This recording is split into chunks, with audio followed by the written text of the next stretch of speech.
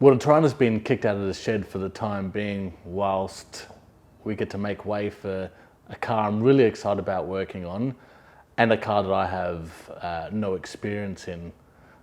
It's owned by a really good mate of mine. For the purpose of this video, he shall remain nameless. Matt! And it's a 1967 Toyota Corolla KE10.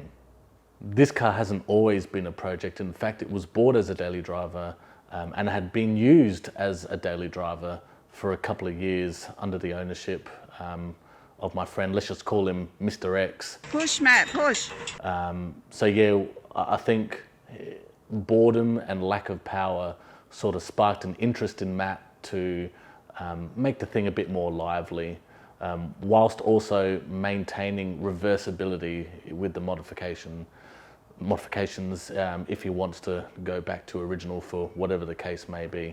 This once much loved vehicle was sort of put in a corner of a shed and left untouched for a while, and you know, there was also from what I recall, a series of deflating occurrences with the modifications, and you know, when that sort of happens, you should have just put the blanket over and you forget about it until you can, you know, have the headspace to go back into it. So yeah, that should make for a pretty interesting set of videos on the old Corolla.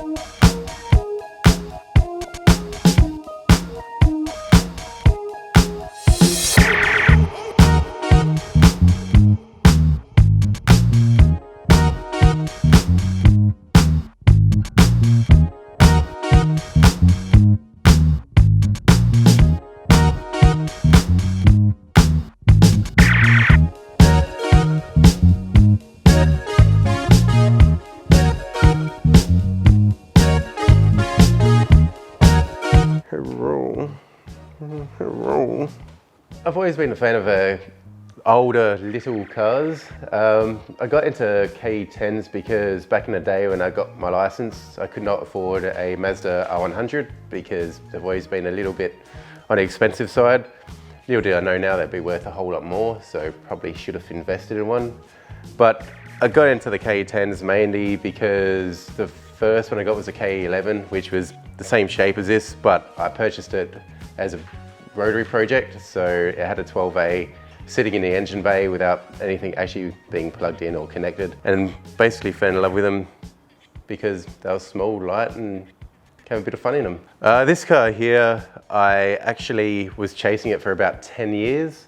It belonged to a elderly lady which lived around the corner from one of my mates, and I've become a little bit of a stalker. I was dropping letters off in her letterbox quite frequently and talking to her, trying to purchase this car. She never really was interested in selling it. Then one day, just randomly, I got a phone call from someone saying, "Hey, you interested in the car?"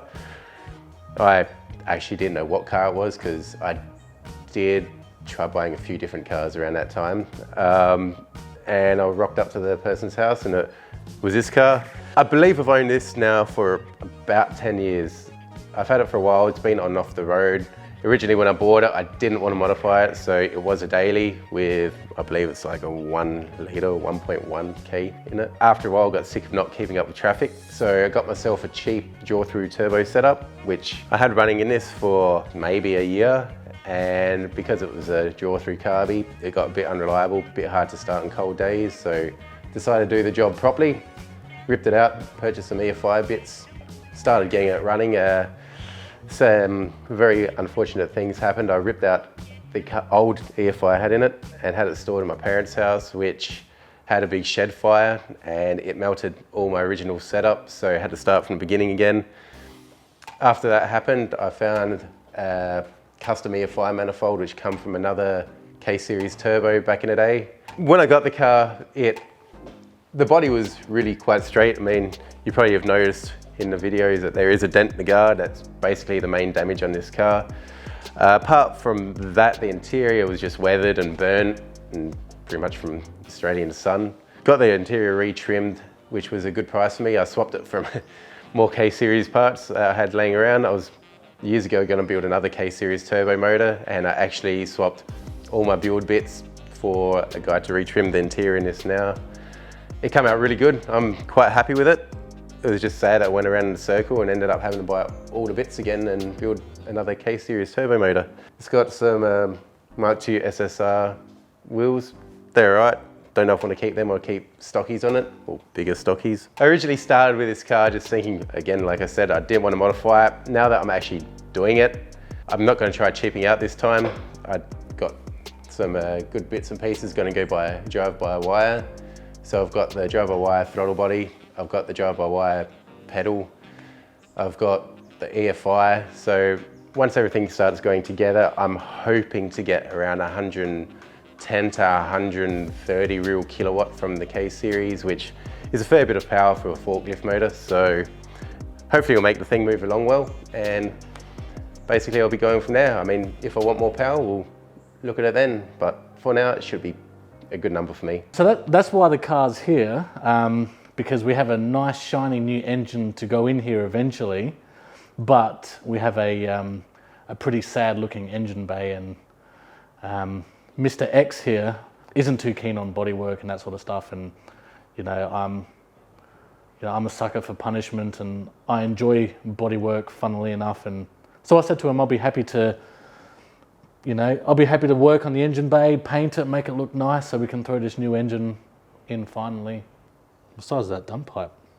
3-inch. The various bits and bobs that I'm not sure where they all go anymore, but we've got intercoolers, we've got radiators, all quality Chinese. We'll use what we can and buy anything better I may need. It's going good. It's got a T50 gearbox in it with a K-Series bell housing, so it should be a little bit stronger than a K40s that come out originally. Oh, it's very clean underneath here. You got some getting dirty. Oh, yuck. Oh, gross. I mean,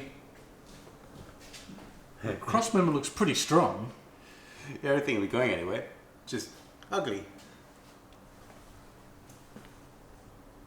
You didn't have a hole saw? No, I have a drill. I believe I used to have a bit of a die grinder to smooth the edges a little bit. Are they leaves at the front? Transverse leaf. So yes. I've never seen that before. Yeah, she's an oldie. Oh. And that big diff. Well, that's Matt's Corolla. We're going to be working on that here in Pangaz shed. A lot of things to do. We'll start off with taking that temporary engine out. I'm going to be paint stripping the engine bay, giving it a nice new paint so the new engine can actually sit in there and belong in there. Matt has provided a custom-made EFI injection for this motor. This particular unit has actually been, around the traps. A couple of cars have, one car this was made for. I think it might even be on the internet, but it's gone through a couple of owners since then. Anyway, so Matt has ownership of that. That'll be going on. Obviously, we're gonna put a new throttle. He wants a new throttle body, so we're looking at a drive-by-wire setup. There's also a pedal to go in, intercoolers, cutting up valance panels, making things fit. So it's going to be quite involved, but a pretty good project. So thanks very much for checking us out. Subscribe to the channel if you want to see more of this car. I'll be putting up regular videos on it, and yeah, let's get things happening.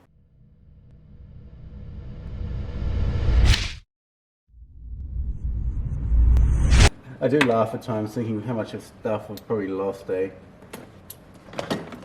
injectors, because I've got 1 injector in the manifold. There's 2 here. God knows what the other ones are. What the other one is. Didn't know about those rust spots. They must be new ones. It's just surface rusty. Inject. What's this one? It's an English wheel. I guess an English wheel. It's hard to explain. It's technical.